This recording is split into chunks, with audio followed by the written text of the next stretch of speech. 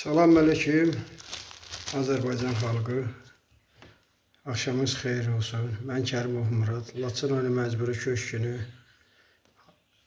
1992-ci ildə Laçın rayonu məcburi köşkünü düşüb. Hal-hazırda Ağcabədi rayonunun Taxta Körpü yazılan ərazisində Laçın Ovalar deyilən yerdə yaşayırım.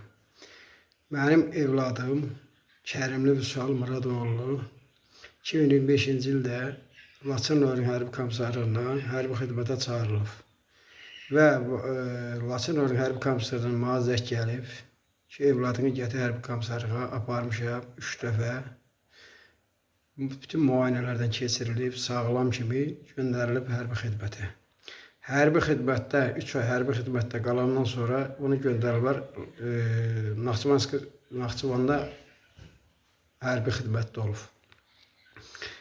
Milli Orduda. Oradan da bunu xəstə olduğu üçün göndəriblər Papalin Hospitalına, Bakı şəhərinə. Bakı şəhərində uşaq yatıb, gedib 45 gün yatandan sonra uşağı qaytarıblar Naxçıvan Respublikasına hərbi xidmətə. Hərbi xidmətdən bir həftə 3 gün qalandan sonra bir həftədən sonra bu uşağı qaytarıblar yenə Naxçıvan Bakı şəhərinə hərbi hospitala. Hərbi hospitalda uşaq bir neçə gün yatandan sonra uşaq mənə zəng elədi ki, ata məni volt edirlər, gəl məni apar. Dedim, niyə? Dedi ki, mən əsəb xəstəsi kimi C17 ilə məni volt edirlər.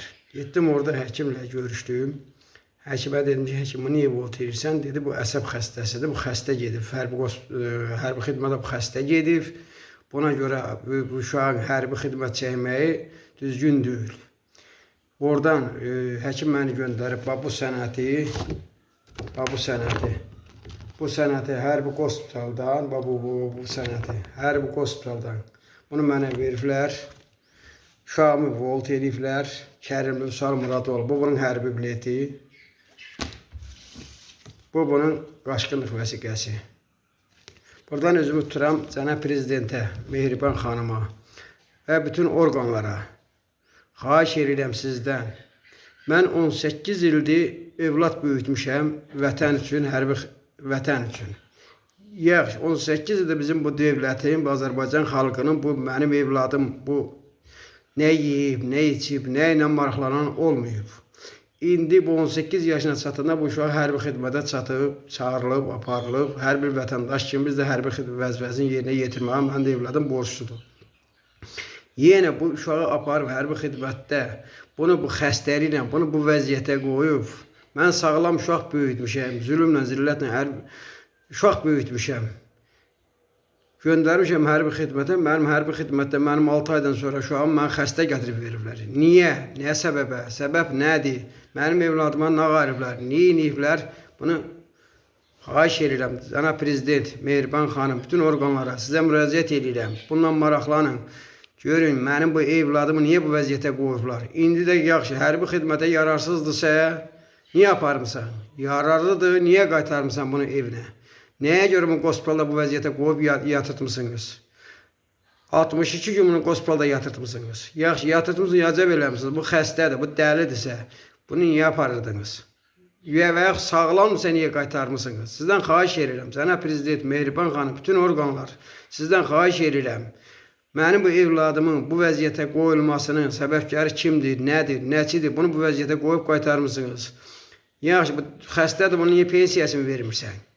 Xəstə deyil, sağlanı niyə qaytarmısınız bunu evə? Bunun təzminatını xahiş edirəm, cənab prezident, Mehriban xanım, bütün orqanlar sizdən xahiş edirəm, bir Azərbaycan vətəndaşı kimi sizdən artıq dərəcədə xahiş edirəm mənim evladımın təzminatının ödənməsinin və pensiyasının düzəlməsi, bərpa olunmasını sizdən xahiş edirəm. Ya və yaxud bu sağlamdırsa bunu qaytarın hərbiyə.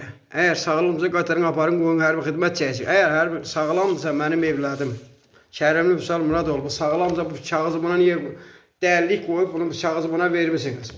Budur, bu kağızdır. Bunu qoyub dəli kimi volt eləmişsiniz. Yaxşı, bunun nə olmalıdır? Bunu mən nə ilə müalicə eləməliyəm? Hardan almalıyam? Xahiş edirəm, cənab prezident. Mehriban xanım, bütün orqanlar sizdən müraciət edirəm. Mənim evladımın xəstəliyinin müalicəsi üçün və buna ayrılmış təzminatın ödənməsini və bunun pensiyasının bərpa olunmasını sizdən xahiş edirəm.